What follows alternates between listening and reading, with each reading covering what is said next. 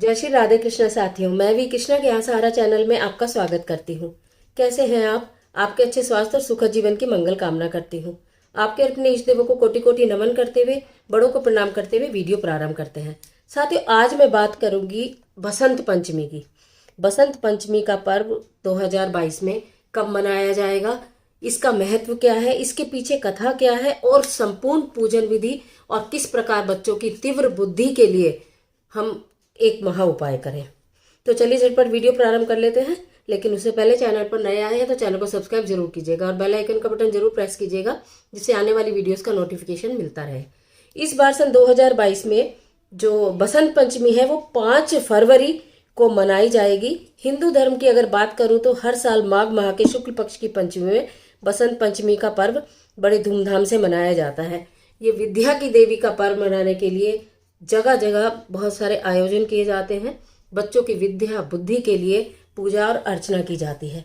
इसके पीछे एक मान्यता भी है और एक छोटी सी कथा भी है कि किस प्रकार से हम माता का पूजा करें, अर्चना करें और क्या ऐसी इसके पीछे कथा है, किस प्रकार माता सरस्वती की उत्पत्ति हुई। धार्मिक ग्रंथों के अनुसार मानव रचना के समय पृथ्वीलोक मौन था। धरती पर किसी प्रकार की कोई ध्वनि ही नहीं थी। यह शांति देखकर त्रिदेव हैरान होकर एक दूसरे को देखने लगे, क्योंकि वे सृष्टि की इस रचना से संतुष्ट नहीं थे। उन्हें लग रहा था कि इसमें किसी चीज की तो कमी रह गई है। इसी के चलते पृथ्वी लोक पर मौन व्याप्त है। तभी ब्रह्मा जी ने शिव जी और विष्णु जी से आज्ञा ली और अपने कमंडल में से जल की अंजलि भरकर कुछ उच्चारण कर पृथ्वी पर छिड़क दिया। ऐसा करते ही उस जगह पर कंपन प्रारंभ हो गया और एक शक्ति का प्रादुर्भाव हुआ, जो हाथ में वीणा और दूसरे हाथ में तथास्तु मुद्रा में थी। इतना ही नहीं, उनके अन्य दोनों हाथों में पुस्तक और माला थी। माता को देखकर त्रिदेवों ने देवी को प्रणाम किया और उनसे वीणा बजाने की प्रार्थना की। त्रिदेवों की अर्चना के बाद माँ ने वीणा बजानी शुरू कर दी, जिससे तीनों लोकों में वीणा का मधुर नाद होने लगा। इससे पृथ्वी लोक के सभी जीव जंतु और जनभाव विभोर हो गए।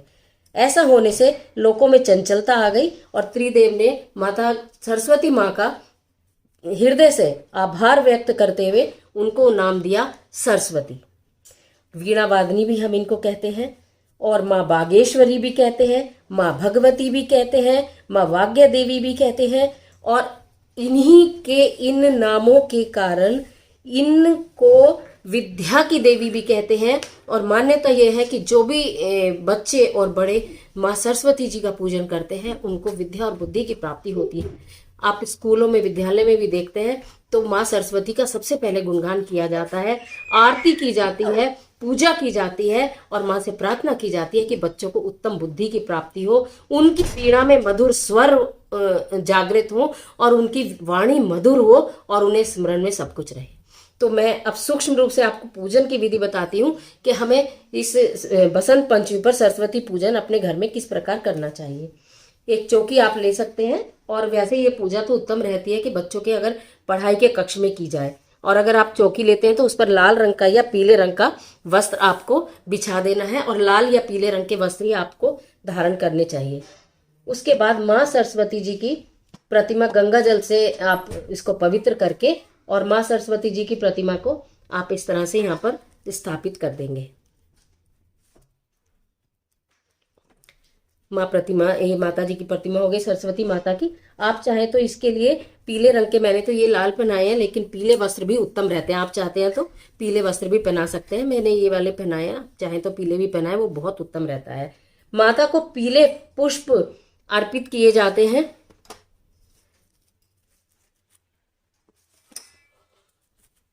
माता रानी के बहुत सारे मंत्र हैं। सरस्वती माता के बच्चों को कहते हैं कि अगर अन्नप्राशन कराना हो तो आज के दिन अन्नप्राशन कराना चाहिए। अगर बच्चे को पढ़ने बैठाना हो तो आज के दिन बच्चे को पढ़ने बैठाना चाहिए। उसकी पुस्तक पर माँ सरस्वती का ओम लिखना चाहिए, तब बच्चे को, और कलम पकड़ानी चाहिए। तो कहते हैं माँ सरस्वती का आशीर्वाद सदैव उसके ऊपर बना रहता है।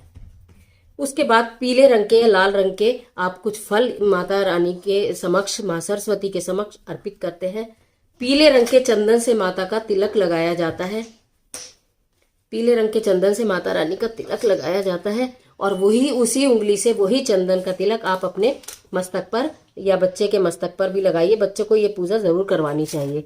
उसके बाद कुछ अक्षत माता रानी को चढ़ाने चाहिए। इसके साथ ही साथ एक पुस्तक भी आपको साथ में रखनी चाहिए, जो भी बच्चे की पढ़ाई की किताब है वो भी उसके ऊपर रखनी चाहिए। उसमें भी आपको थोड़ा सा चंदन का तिलक लगाना चाहिए, थोड़े से उस पर अक्षत डालने चाहिए, एक पुष्प भी उसके ऊपर आपको रख देना चाहिए। माता रानी के लिए आप कोई भी फल, जो भी आप सुविधा अनुसार चढ़ा सकते हैं, वो फल पीले रंग के, लाल रंग के, जो भी फल फूल आप की सुविधा है आप वो चढ़ा दीजिएगा। बात करूंगी, वैसे तो पंच मेवा का भोग है, ये 4 मेवा मैंने ली है, साथ में इसके हमने गुड़ लेना होता है। और अगर आपको ऐसा लगता है कि आप पंचामृत बना सकते हैं तो दूध, दही, शहद, घी, तुलसी डालकर पंचामृत का भोग भी आप लगा सकते हैं, नहीं तो आप मेवा का भोग भी आप लगा सकते हैं। शुद्ध घी का दीपक आपको इसके साथ जलाना है। एक धूप बत्ती मैंने ली है, ये हम थाली में जला देंगे।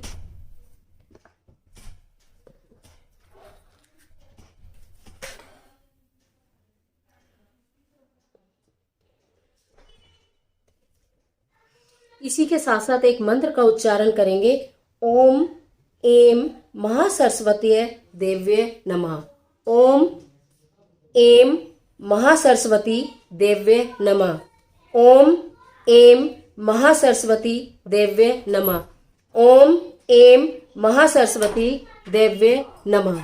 इस मंत्र का आप जाप करते रहते हैं और उस मंत्र का जाप करते करते ही ये पूजा करनी है। बच्चों को भी आपको यही सिखाना है।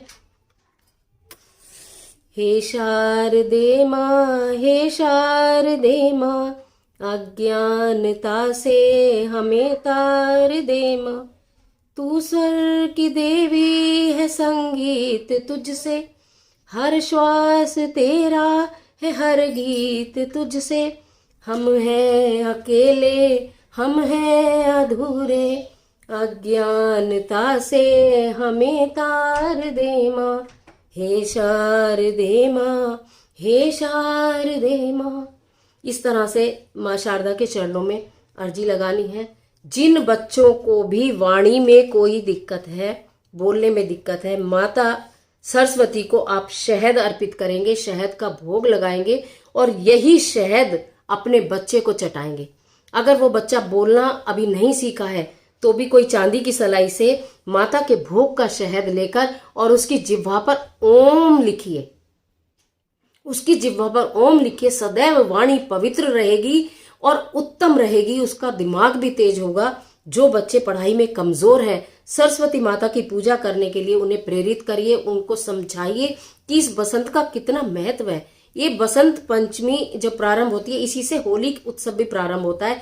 फाल्गुन का महीना प्रारंभ हो जाता है, चारों ओर उल्लास हो जाता है, फूल खिलते हैं, प्रकृति झूम उठती है। इतना पावन पर्व है। तो इस तरह से आप सरस्वती पूजन, मैंने बिल्कुल सरल विधि आपको बताई। आपके घर में जो भी भोग लगाने के लिए फल हैं या आपके घर में गुड़ भी है, गुड़ का भोग लगाइए, शहद का भोग लगाइए और माता रानी को भोग लगा के आरती करके मंत्र बोलकर और उसके बाद बच्चों को उसका प्रसाद दिलवाइए। इस दिन बच्चे पतंग उड़ाकर भी अपनी मन की खुशी जाहिर करते हैं। अगर आप संभव है, आपके आसपास मंदिर है और वहां सरस्वती माता की मूर्ति है और जिस बच्चे का दिमाग खेल में बहुत ज्यादा है, पढ़ाई में कम है लेकिन खेल में दिमाग बहुत ज्यादा है, एक छोटी सी पतंग लीजिएगा, बहुत छोटी सी एक पतंग लीजिएगा, उस पर पीले चंदन से ओम सरस्वती नमः कुछ भी लिख दीजिएगा। वो लिखकर और माँ सरस्वती को उसके बच्चे के हाथ से आप अपने अर्पण करवा दीजिएगा। आप देखेंगे कि उसका ध्यान खेल से हटकर पढ़ाई की तरफ लगना प्रारंभ हो गया है। तो इस तरह से 2 चमत्कारी उपाय मैंने आपको बताए। एक तो शहद के भोग का, जिससे कि उसकी बुद्धि स्थिर होगी, उसका दिमाग अच्छा होगा और बच्चा पढ़ाई में मन लगाएगा, उसका उज्जवल भविष्य होगा, निरोगी काया होगी। और अगर खेल में दिमाग बहुत ज्यादा है तो एक पतंग पर खाली ओम ही लिखकर आप बच्चे के हाथ से मंदिर में, सरस्वती माँ के मंदिर में अर्पण करवा दीजिएगा। खेल में से दिमाग हटकर पढ़ाई में लगना प्रारंभ हो जाएगा। बसंत पंचमी की आप सभी को ढेरों शुभकामनाएं, हार्दिक शुभकामनाएं। भगवान करे आपके बच्चों का भविष्य उज्जवल हो, उनका पढ़ाई में ध्यान लगे, माँ सरस्वती की कृपा उनके ऊपर निरंतर बरसे। और जो बच्चे म्यूजिक में जाना चाहते हैं, यानी कि जिनको गायन का, वादन का शौक है, माँ सरस्वती के चरणों में प्रणाम करके तो वो करते ही करते होंगे, पीले चंदन का तिलक अपने मस्तक पर लगाना शुरू करें और माता सरस्वती को प्रतिदिन शहद का भोग लगाकर उस शहद का सेवन स्वयं करना प्रारंभ करें, तो उनकी वाणी में अत्यंत मिठास आएगी। गायन के क्षेत्र में, अगर वादन के क्षेत्र में जाना चाहते हैं तो उन्हें निश्चित सफलता मिलेगी। तो आशा करती हूँ वीडियो निश्चित आपके लिए बहुत लाभकारी साबित होगी। मिलती है एक और जबरदस्त वीडियो के साथ, तब तक हंसते रहिए, मुस्कुराते रहिए, अपना और अपने अपनों का ख्याल कीजिए। वीडियो अच्छे लगे तो लाइक कीजिए, जिसे जरूरत है उसे शेयर कीजिए। कमेंट बॉक्स में ओम सरस्वती नमः लिखना बिल्कुल मत भूलिए। ईश्वर आपकी मदद करे।